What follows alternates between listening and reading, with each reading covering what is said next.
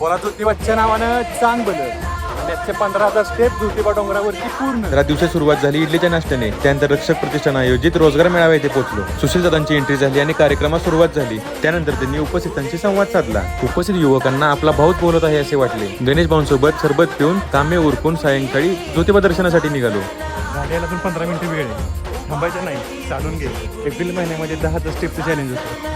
मे महिन्यात तेच चॅलेंज होता 15,000 डेली स्टेप. गुरु, सनी, पवार, विशाल आणि आबी सोबत दर्शनासाठी निघालो. शेंद्रे येथे भेळ खाल्ली. वाटेत ट्रॅफिक भरपूर होते. पोहोचायला उशीर झाला. 11 वाजता मंदिर बंद होणार होते. त्याच्या 10 मिनिटं आधी देवाचे दर्शन झाले. ज्योतिबा मंदिरापासून यमाई मंदिरापर्यंत चालत आलो. रात्री 13,000 स्टेप शिल्लक राहिल्यात. 15,000 स्टेपचं चॅलेंज आजपासून सुरुवात केलं होतं. ज्योतिबाचं दर्शन झालं, यमाई दर्शन झालं. त्यानंतर बाकी शिल्लक आहे पर्यंत म्हटलं दर्शन तर पूर्ण झालंय.